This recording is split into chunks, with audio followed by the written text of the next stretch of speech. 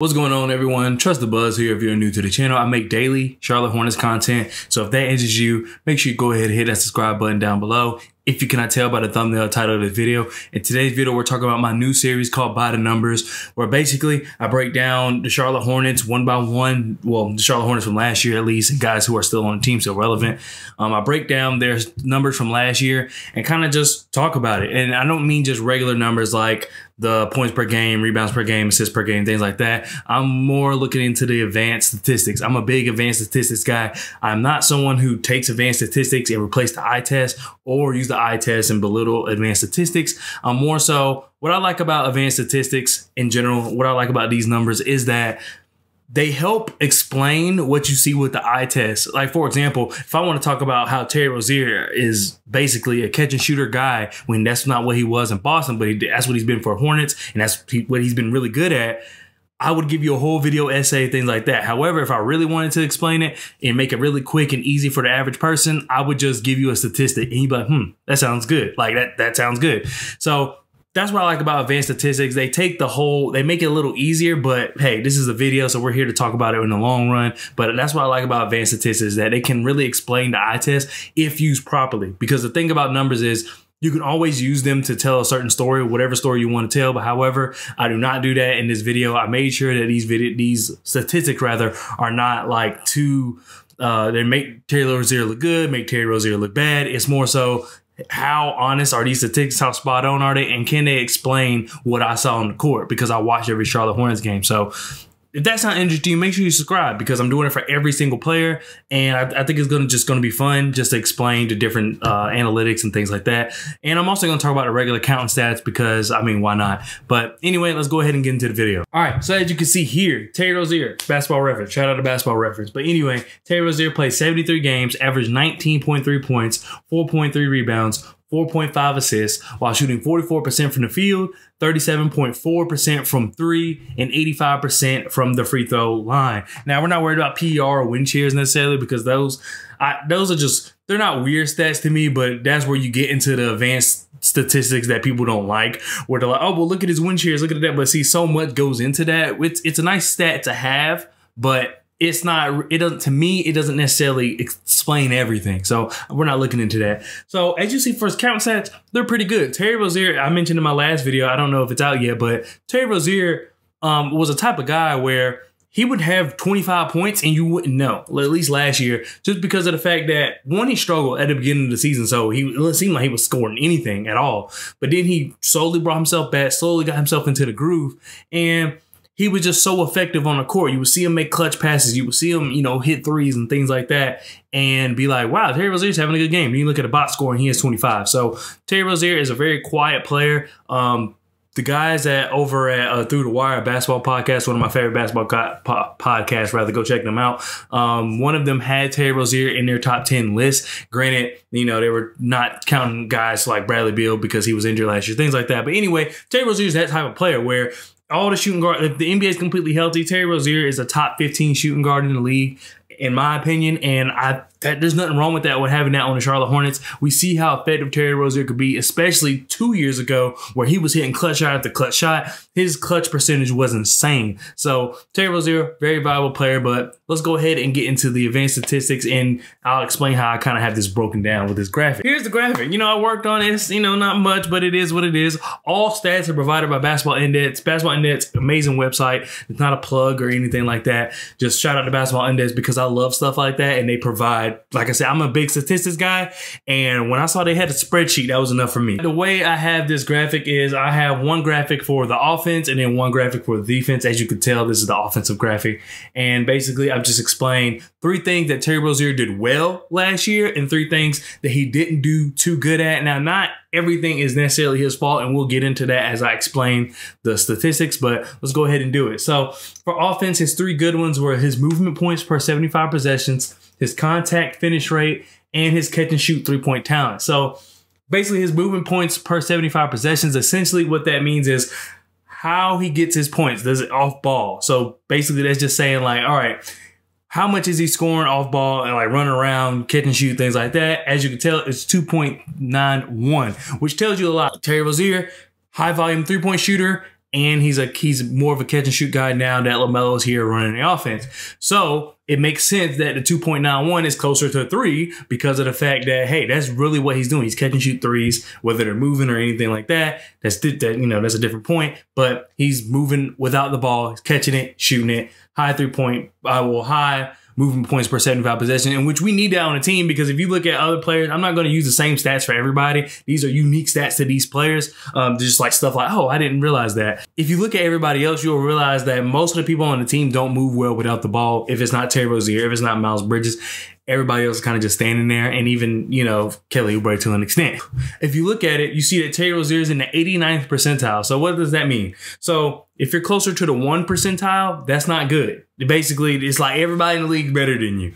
But the closer you are to 100, very few people are better than you at that particular stat. So as you can tell, 89 percentile. And I think I only did guards. I didn't do like players because you just have players, when you get into certain stats, you get into the way of like centers and guard, players play different ways. So I tried to stick it to guards strictly. So point guards, shooting guards, no forwards and things like that. So it is a little mixed, but it just made the most sense. I'm not going to compare him to moving, guys moving without the ball outside of everybody, because then you have the centers at the bottom weighing it down. So there it makes him look even better. So I try to stick to guys who play to a similar way he does, if that makes any sense.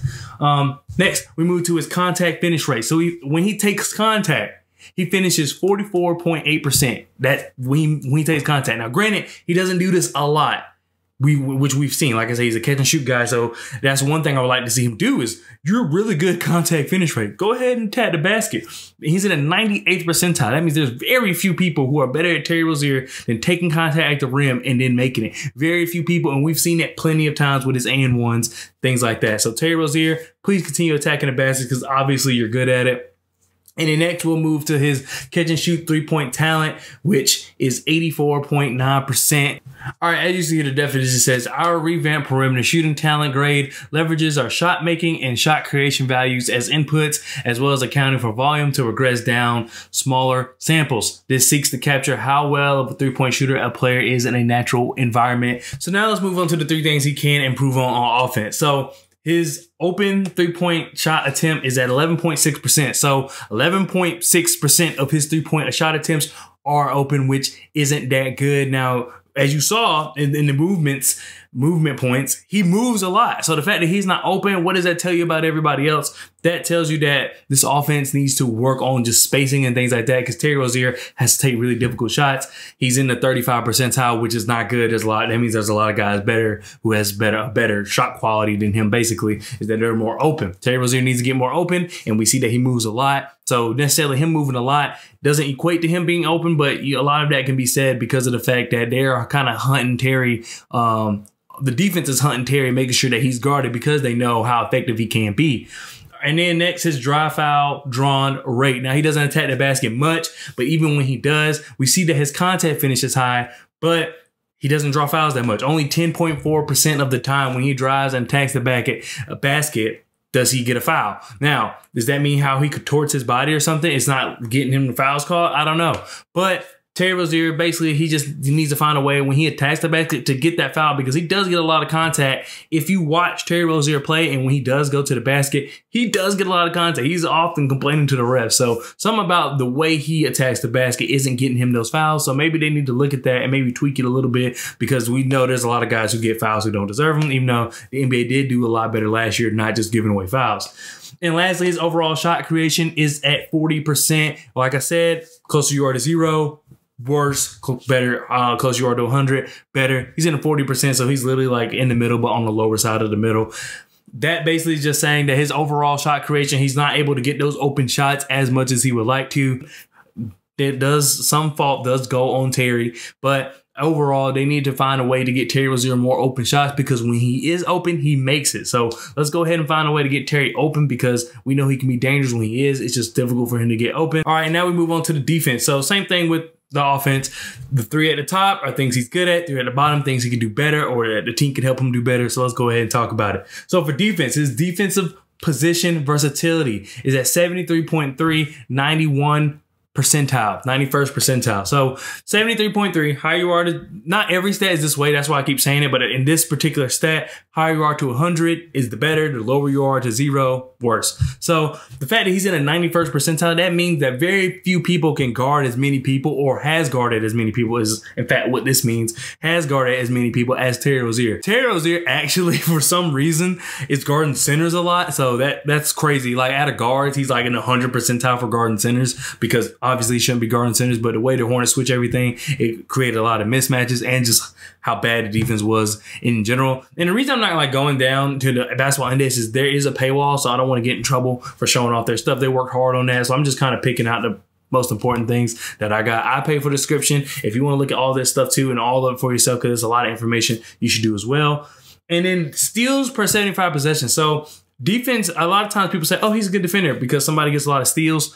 That's not the case, because we've seen like Terry Rozier, he struggles on defense at times, but also that's because he's guarding some of the best players in the league, but we'll talk about that later. But the fact that he, per 75 possessions, he gets 1.37 steals, which is 88th percentile, that's really good for Terry Rozier. It means that he's not necessarily locking up, but he's pickpocketing and hey, playing the passing lanes. That's what we need on defense. You don't always need someone that they're going to lock everybody up. You definitely need those guys, but sometimes it helps just to have guys, you know, play the passing lanes, and that's what Terry Rozier does. So shout out to Terry Rozier on that, because a lot of people see that he gets cooked by Steph Curry or something like that, but it's like he's guarding Steph Curry, he's guarding all these guys, Damian Lillard when he's available, Bradley Beal when he's available. He's guarding these guys every night, and that, like I said, we'll get into that later, but he's holding his own. He's doing as best as he can.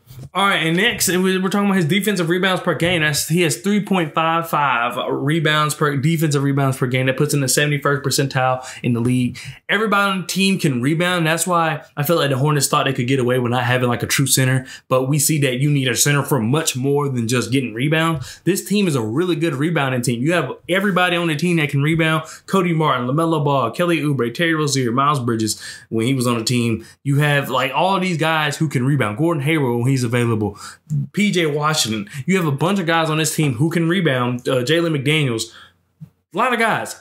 And so the fact that Terry Rozier is getting 3.55 defensive rebounds a game shows you that you can do that. However, we just really need a center to do center things like maybe deter shots and things like that. But Terry Rozier at a guard at 6'3", I think he is, getting basically 4 rebounds a game, defensive rebounds at that. Hey, highly impressive for Terry Rozier, and he can continue doing that because, like I said, this is a team that team rebounds. It's not just one guy grabbing down on the boards. Now let's move on to the things he can work on, or the team can work on defensively for Terry Rozier. All right, so the first thing is his 3-point shot contest per 75 possessions, 2.61, which is 21st percentile. That's not good. So basically it's saying that on the 3-point attempts, he doesn't contest. I know I looked at Miles Bridges, and he's actually next, so we'll get on to that. But, well, next video. But Terry Rozier, 26.1. That's not good. Miles Bridges had a really high one. He contests a lot of 3-point shots. Terry Rozier, not so much. A lot of that is because he's fighting over screens and things like that. And then also we know the defense sometimes was just lazy. But also if they take in consideration of closest defender as well. So sometimes he's just the closest defender, but we know how that defense was at times. He would be the closest defender, but he still technically wouldn't be even close to the guy. So that affected him negatively as well. So it's not all his fault, but some of it is his fault. Next, we'll move on to matchup difficulty. This is something that specifically the team can work.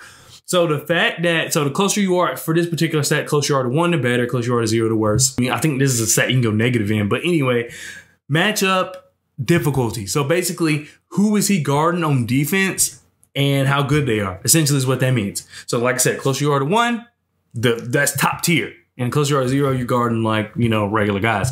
So 91st percentile for this. So like I said, he's guarding the Steps. He's guarding the Damian Lillard. He's guarding the Bradley Beals. He's guarding maybe even Jimmy Butler. I don't remember a time he was guarding Jimmy Butler. But anyway, Terry Rozier is guarding top tier players. That's literally what this is telling you. So literally most of the time, Terry Rozier is on the other team's best player or second best player. And on some teams that is interchangeable. You know what I mean? So Terry Rozier is always guarding at least one of the top 2 players on defense. And obviously that makes him look bad because he's not that great a defender. He's not a superstar defender.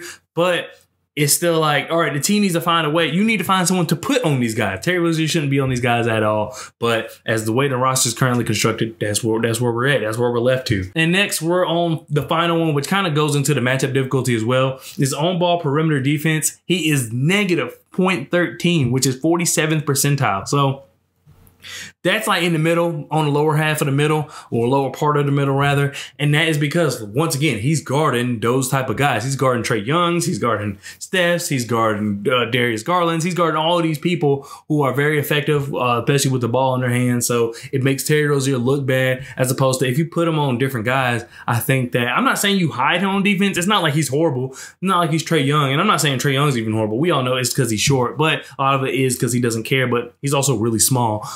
Same with Terry Rozier. You don't need to necessarily hide him. I'm not saying Terry Rozier needs to be hitting on defense because he can play defense. It's just when he's guarding the best offensive players in the game of basketball, it's going to be a little difficult for him to guard Kyrie Irving all night and look good. You know what I'm saying? Kyrie makes a lot of people look foolish, you know, with the ball in his hand. So Terry Rozier shouldn't be guarding the best players in basketball all the time, but that's sometimes what he's left with. So that's something that can also be fixed, is you need to find someone else to guard these people and get Terry Rozier on somebody, you know, guarding somebody else. So they need to kind of work on that lineup, because when you think about the possible starting lineup where you got LaMelo, Terry Rozier, Gordon Hayward, PJ Washington, and enter center here, Mason Plumlee, Mark Williams, whoever, it's still going to be Terry Rozier guarding Kyrie Irving. Gordon Hayward can't do it. LaMelo can do it. LaMelo is actually a really good defender in my opinion. It's just the fact that he does make a lot of mistakes. He ball watches and goes for steals and things like that. So I hope that eventually LaMelo can make that transition. Or maybe we'll see that this year with Steve Clifford. But it is what it is. And as of right now, Terry Rozier is the one that has to take the butt of that. But anyway, that does it for this video. I know it was a long video. I wasn't hoping it would be that long. I was just kind of trying to explain this the best way I can. So let me know if you like this series. Let me know what I can do to make the series better, because I do want to do this. So just let me know what I can do to help y'all, you know, kind of enjoy the series a little more. I'm going to edit this down and hopefully not make it as long. So I hopefully can get it down to like 10 minutes or something. But anyway, just let me know anything. If I can make it shorter, make it longer, or whatever the case may be. But like I said, I'm doing it for every player. So just once again, let me know. Don't forget to subscribe so you can see the rest of the series. And I'll see y'all next time. Peace.